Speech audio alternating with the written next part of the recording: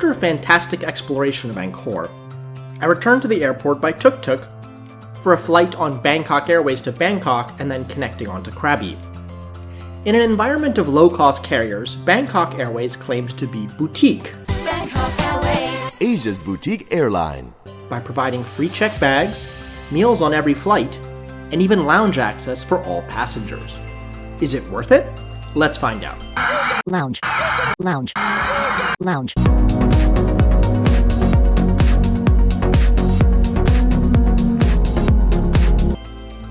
Things got off to an odd start when I was given a sticker to wear indicating I had a connecting flight. As I'd later learn, the Thais really like their stickers. The Bangkok Airways Lounge in Siam Reap was accessible to all Bangkok Airways passengers as promised. It was fairly Spartan, but had nice views of the tarmac.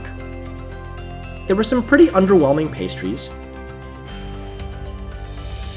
though it's great that there was a popcorn machine. There was also a coffee machine, and importantly, a Thai iced tea machine. Yes, it's Nestle, but it was amazing. If only the cups weren't so small. So on the whole, the lounge is fairly underwhelming, though it did spare me from having to interact with AirAsia passengers. damn! Oh, I kid, that review is coming soon. As I was desiring a more premium travel experience, I walked across the hall to the Plaza Premium Lounge, which accepts Priority Pass. It was a completely different experience, with comfortable seating, work cubbies, and a great food selection. There were fresh and fried spring rolls, fried potato and taro, and a made-to-order station with spaghetti and fishball soup. While it wasn't as good as some of the Khmer food I'd had recently in restaurants, it was really, really good, and worth arriving early for. Alcohol was more limited than most international lounges, though Angkor beer on draft is all you need. Boarding was a bit of a mess. After a gate change, boarding commenced with Zone 2, because 2 apparently comes before 1, and there was mass confusion in line.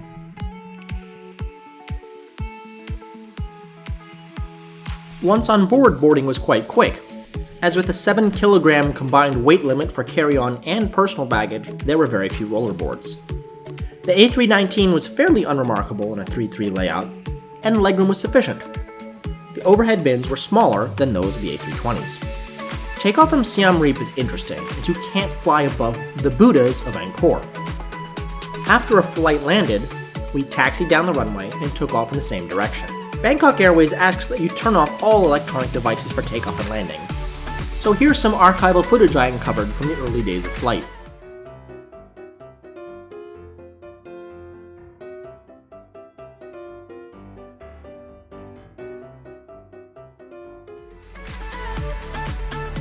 Flying time was only 45 minutes, but a meal was still served.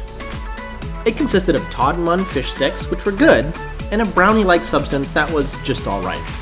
There are no soft drinks, but a cute bottle of water and choice of tea or coffee. As we approached Bangkok, we got a glimpse of Pattaya, but I'd like to keep this channel PG, so the aircraft wing proceeded to censor that particular Sin City. Bangkok Suvarnabhumi Airport is massive and congested, and I swear we spent as much time circling the city as flying to Bangkok.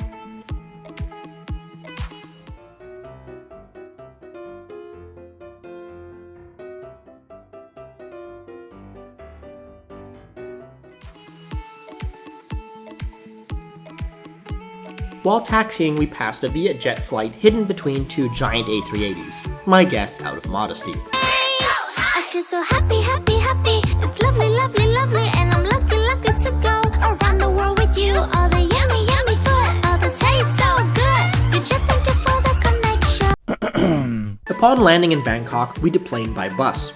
As I was connecting to a domestic Thailand destination, I was given yet another sticker indicating my checked baggage was international. At this point, I was accumulating quite a collection.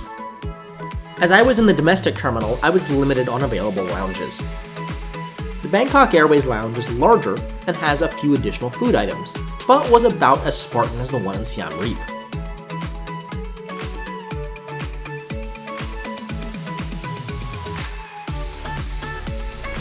However, Bangkok Airways has another Blue Ribbon Lounge available to business class passengers and holders of Priority Pass. It was a much more premium looking and comfortable lounge, with complimentary alcohol. Better than booze, though, were dumplings.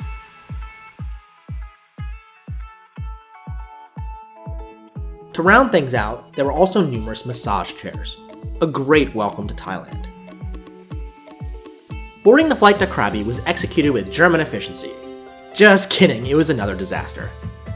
The digital flight board had the wrong flight displayed, and the only indication of which flight and which zone we're boarding was a woman holding a piece of paper. Zone 2 boarded a bus first, then Zone 1. The respective buses boarded from the front and rear stairs to a plane sadly missing a livery. While this A320 technically had a business class, it's just economy with the middle seat blocked off, just like in Europe. The A320 was similarly configured to the A319, though the tray was larger and had a cup holder.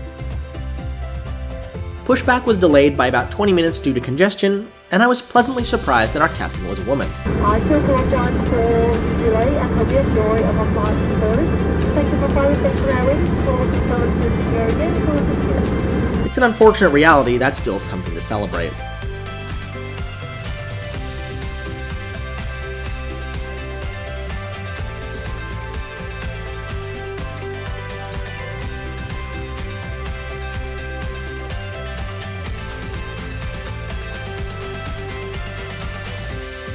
After takeoff, there was a beautiful sunset as we turned south towards Krabi. The meal on this flight was chicken and noodles, which was flavorless and bland, though not bland enough for the Russian tourist sitting next to me, who specifically ordered a bland meal. Soon after, we landed in the dark. Ao Nang and Railay were absolutely beautiful, though the typhoon that hit one day later ground the fun to a halt. So, Bangkok Airways. I really appreciate the effort, but frankly, I'm not sure it's being put to the right use. Lounges are great. Meals are great. But for most of their short-haul flights, I'm not sure both are necessary. If only they put real food of similar or better quality as served on board in the lounge, they'd save on weight and fuel costs and not complicate service on such short flights. Free checked baggage, however, is always commendable. In addition, Bangkok Airways sometimes owns a monopoly to an airport like Koh Samui, so it may feel as though the only boutique aspect of the flight is a higher price. But given the choice between Bangkok Airways and a low-cost carrier, I'd be happy to pay a little extra. I'd label them as a carrier that gives enough legroom and goes a little further to show they care. In the US, I'd compare them to JetBlue.